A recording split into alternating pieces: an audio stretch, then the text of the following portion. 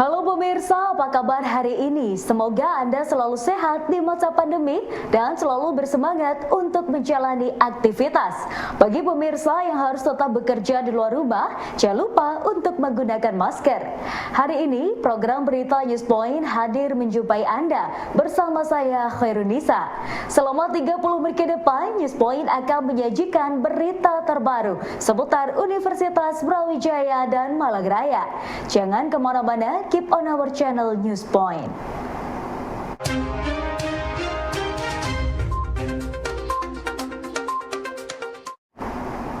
Rasa minder, malu, dan tidak percaya diri pada kaum difabel menjadi perhatian bagi Difabel Creative Community untuk fokus membangun rasa percaya diri anggotanya.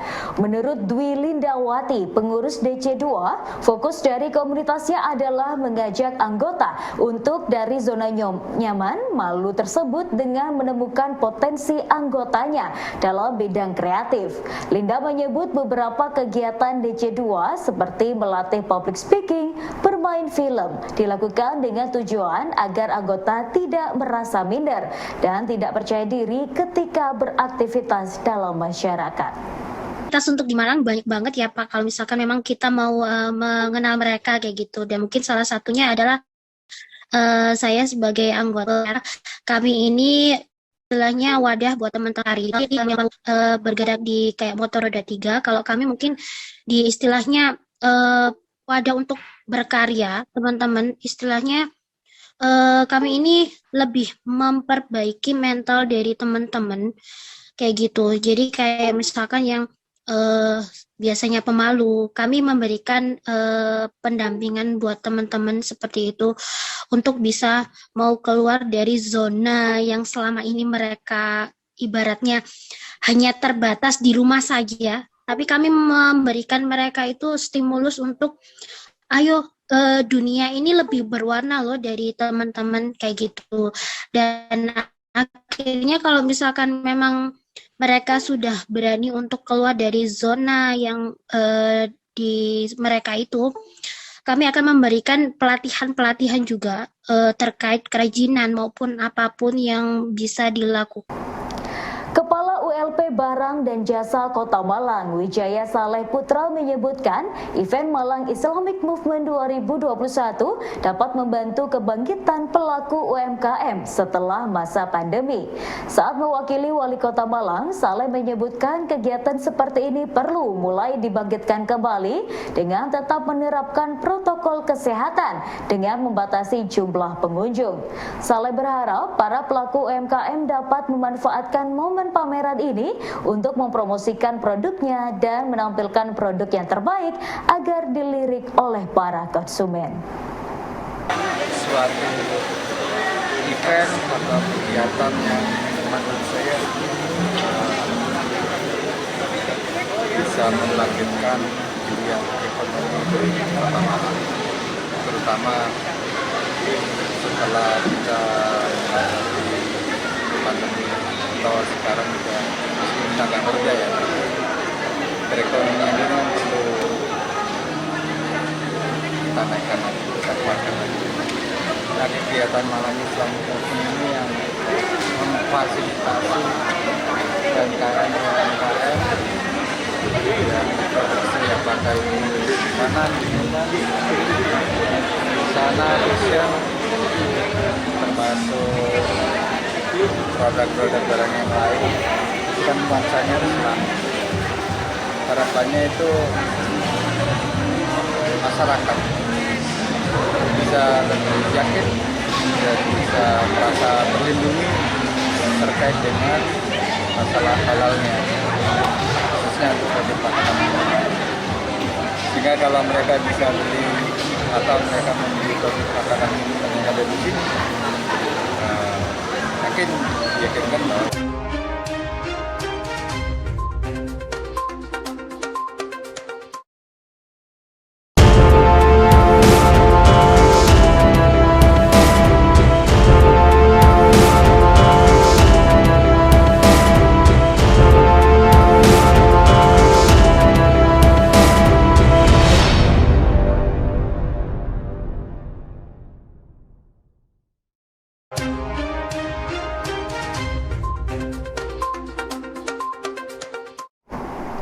Menuju Grand Final pemilihan Putra Putri Brawijaya 2021 5 Desember mendatang, sejumlah persiapan telah dilaksanakan oleh penyelenggara, mulai dari tahapan seleksi hingga terpilih 10 pasang peserta Putra Putri Brawijaya yang akan bersaing pada acara Grand Final. Putra Putri Brawijaya terpilih akan terlibat aktif dalam kegiatan promosi Universitas Brawijaya. Hal ini disampaikan oleh pembina Putra Putri Brawijaya, Dr. Rani Rahmawati. Putra Putri Brawijaya ini adalah program tahunan ya. Jadi ini adalah salah satu rangkaian Dies Natalis yang ke-59 Universitas Brawijaya. Kami sudah persiapan itu dari pembentukan panitia sampai dengan nanti acara grand final itu sejak bulan, untuk persiapan itu sejak bulan September, kemudian mulai proses seleksi itu dari seleksi 1, seleksi 2 itu di bulan Oktober, kemudian kami kemarin di November itu ada rangkaian karantina. Kita ada 6 hari karantina setiap Sabtu Minggu, dan nanti puncaknya tanggal 5 Desember ini kita akan grand final Putra Putri Brawijaya 2021.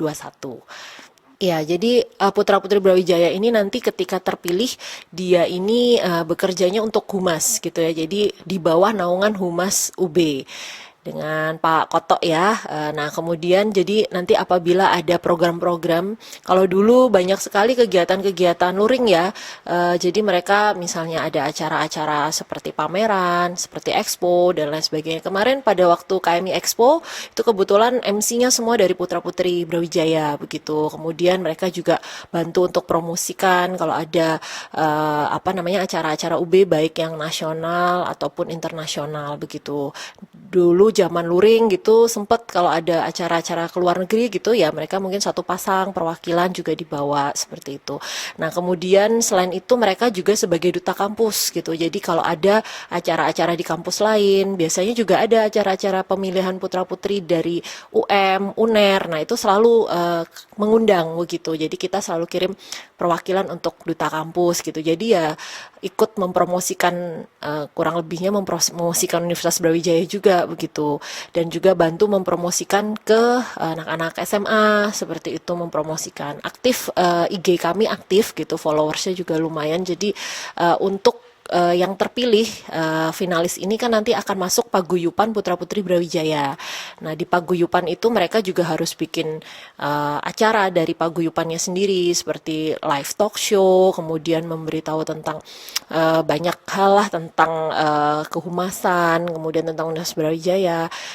Tahukah Anda bahwa rangkaian Dies Natalis Universitas Brawijaya yang ke-59 sudah mulai digelar sejak bulan Agustus lalu melalui kegiatan di berbagai fakultas seperti webinar dan pengabdian masyarakat. Namun ada yang berbeda dari agenda Dies Natalis UB kali ini, yaitu kegiatan Tetengger Bumi dan UB Virtual Tour. Hal ini disampaikan oleh Dekan Fakultas Ilmu Komputer sekaligus Ketua Dies Natalis UB yang ke-59 Wayan Firdaus Mahmudi. Rangkaiannya ini sudah jalan gitu ya. Yang pertama tentu kegiatan pengabdian masyarakat di tiap fakultas, sama seminar internasional dan juga berbagai macam webinar. Itu kan sebenarnya kegiatan di fakultas-fakultas yang sudah jalan sejak bulan Agustus September gitu ya. Itu kita rangkaikan sebagai bagian dari kegiatan Dies UB. Seperti tahun-tahun lalu kan juga seperti itu. Nah, cuma ada tambahan. Yang pertama kegiatan Tetengger Bumi. Itu kan penanaman pohon buah yang langka di area-area yang memang membutuhkan. Seperti misalkan kemarin kan kejadian banjir di Batu itu ya. Nah, itu kita mencoba punya kontribusi lah penanaman pohon-pohon yang sesuai. Karena keinginan kami di kegiatan Dies kali ini kita harus memberikan semacam warisan. Jadi tidak sekedar pestanya selesai, tapi tidak ada tinggalan apa-apa. Jadi yang pertama yang jadi semacam unggulan itu yaitu tadi Tetengger Bumi, penanaman berbagai macam tanaman buah di beberapa lokasi juga, terutama yang rawan bencana gitu ya. Tuh, kemudian yang jadi unggulan juga Ini UB Virtual Tour. Itu semacam software yang bisa diakses oleh siapapun gitu ya. Seakan-akan menyusuri dalamnya kampus UB, baik jalan-jalannya atau mungkin masuk ke fakultas. Nah, maka ini kami sudah meminta masing-masing fakultas untuk mengarahkan spot-spot terbaiknya gitu ya. Jadi entah itu calon mahasiswa yang belum pernah datang ke Malang, ke UB, mereka bisa ngecek lokasi-lokasi di kampus, bahkan sampai kedalaman ruangan. Nah, itu tergantung ketersediaan data. Nah, harapannya kan setelah kegiatan ini selesai, jadi nanti 5 Januari pas rapat terbuka gitu ya, rapat terbuka UB itu di launching. Nah, sudah lengkap, tapi masing-masing fakultas bisa mengembangkan, nambahi datanya. Kalau ruangannya tambah, gedungnya tambah, silakan ditambahkan video gitu ya. Video interaktif, artinya pengguna bisa menyusuri. Jadi itu dua hal itu yang menjadi unggulan kita, sesuatu yang bisa diwariskan setelah kegiatan ini selesai.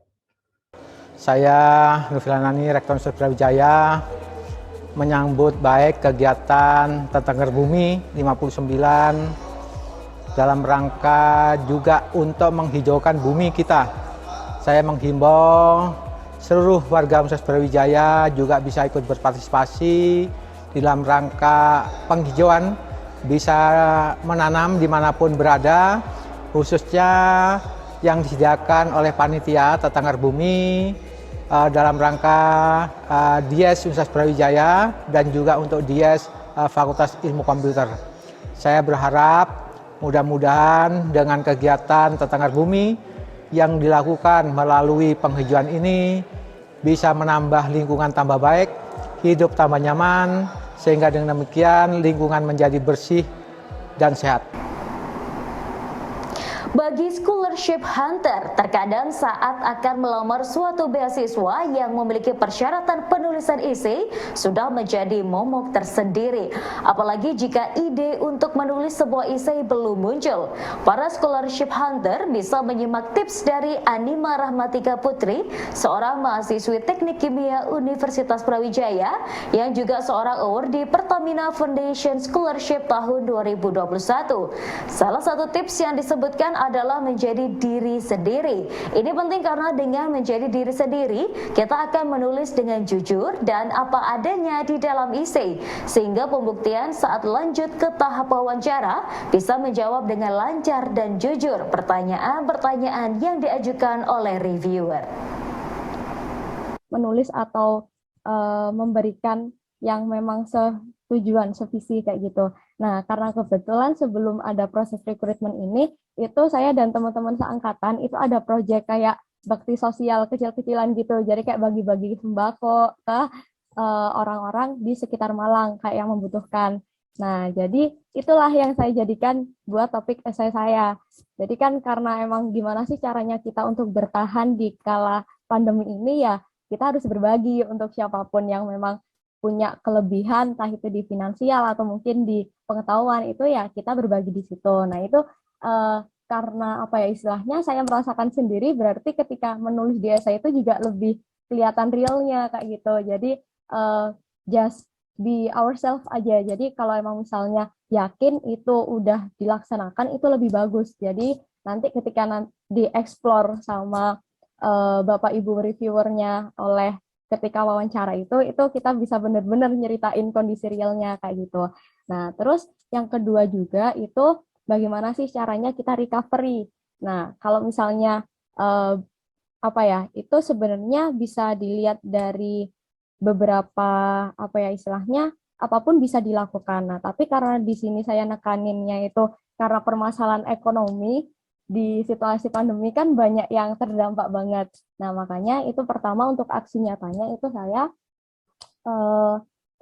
ngajukan idenya itu yang terkait bakti sosial kayak gitu. Nah, terus yang kedua gimana? Kan nggak mungkin kan ya kayak orang nerima terus-terusan. Nah, akhirnya saya di situ mengembangkan ide kayak gimana sih caranya kita bisa memberikan istilahnya memberikan edukasi kepada orang-orang biar bisa berwirausaha. Jadi nggak hanya mengandalkan gimana sih caranya tidak hanya mengandalkan pemberian orang lain, tapi mereka bisa menciptakan wirausaha sendiri dan dapat perekonomian yang lebih baik lagi.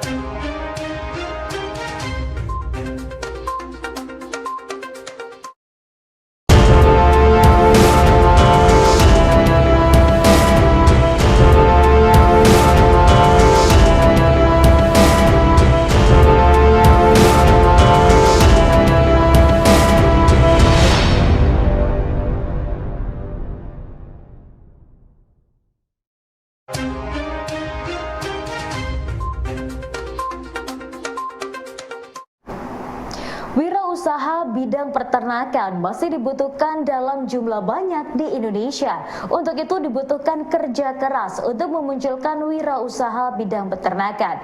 Hal ini yang masih menjadi salah satu misi UKM Barisan Orang Sukses Fakultas Peternakan UB untuk mencetak barisan wirausaha setiap tahunnya. Ahmad Fauzan Hanif, Direktur UKM, POS menuturkan saat ini memiliki program untuk mendorong iklim wirausaha mahasiswa melalui 4 bidang. Salah satu programnya adalah Festival Kewirausahaan Mahasiswa Baru sebagai pintu gerbang bagi maba FAPET yang ingin menjadi wirausaha. Untuk UKM sendiri adalah UKM kewirausahaan yang dimana fokusnya kepada sektor peternakan. Dan selain itu, dari UKM BOS ini fokus di bidang keilmuan, yaitu keilmuan dari peternakan sendiri. Dari keilmuan itu terdiri dari 4 divisi, yaitu ada EPC, CBC, PC, dan juga LPAC. Untuk program kerja dari UKM BOS sendiri sebenarnya banyak, Pak. Dari kunjungan, peternakan, dari FKMB, Diklat, dan juga magang, Pak, untuk program kerja besarnya.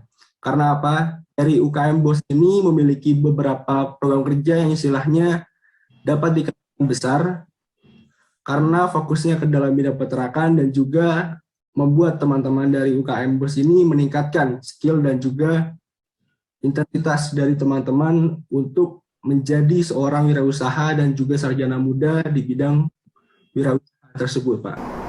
Sebagai pencari beasiswa, terkadang dalam sekali mendaftar beasiswa tidak langsung lolos dan ini bisa terjadi terulang kali. Seperti yang dialami oleh Anima Rahmatika Putri, mahasiswa Teknik Kimia Universitas Brawijaya yang 4 kali gagal dalam mendaftar beasiswa. Namun hal ini tidak memutus semangatnya untuk terus mendaftar berbagai beasiswa yang tersedia hingga akhirnya ia lolos beasiswa dari perusahaan pelat merah Pertamina. Anima mengatakan ia memerlukan waktu dan tenaga untuk bisa berdamai dengan kegagalan saat ia ditolak oleh beberapa beasiswa. Ia pun memberikan saran agar sebelum mendaftar sebuah beasiswa, pendaftar harus mampu memberikan skill terbaik selain nilai IPK dan juga bukti konkret dari skill yang dimiliki. Mungkin itu relate ke saya ya, karena to be honest, sebelum saya dapat di Pertamina Foundation ini udah 4 kali nyoba dan ditolak kayak gitu. Nah, tapi setelah setelah ditolak itu saya kayak kayak istilahnya kenapa ya kok ditolak, apa sih yang salah, apa sih yang kurang kayak gitu. Nah, ternyata seiring berjalannya waktu itu kayak bener-bener ngelihat kayak oh ternyata masing-masing beasiswa itu nggak cuma kita apply terus udah, tapi harus tetap ada penyesuaian lagi. Jadi kayak pengennya itu apa, kayak tadi yang udah sempat saya sampaikan itu. Nah, terus kalau untuk gagalan itu malah bikin kita lebih belajar.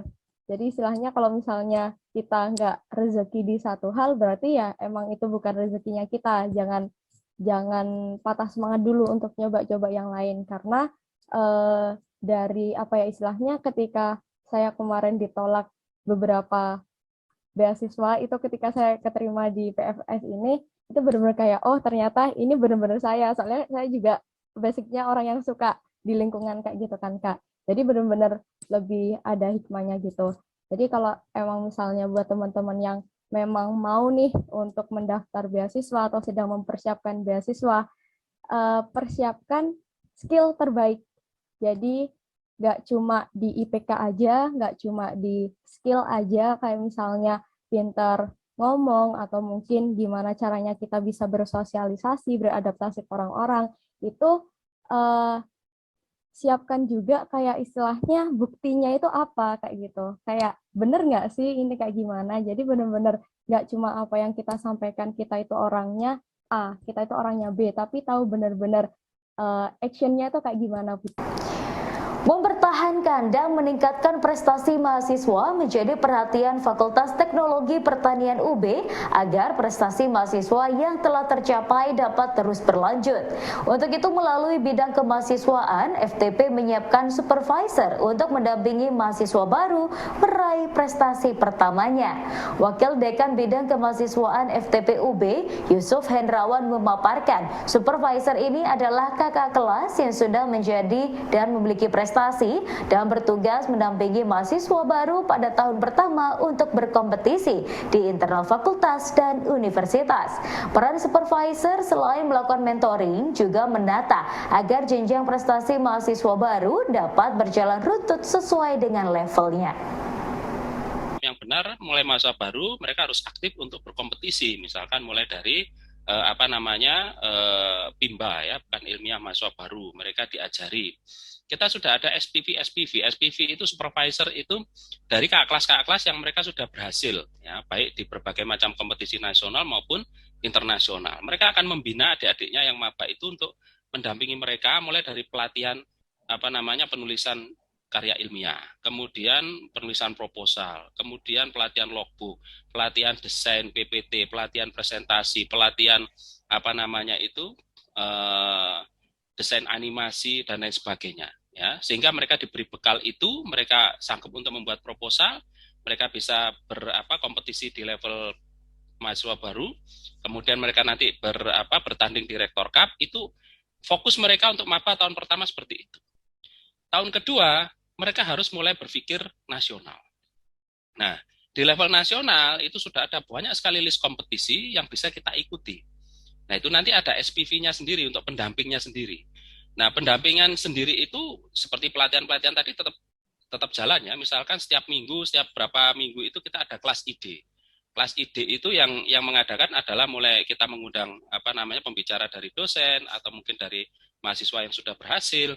Itu kita mengkaji ide-ide apa yang lagi berkembang di masa sekarang.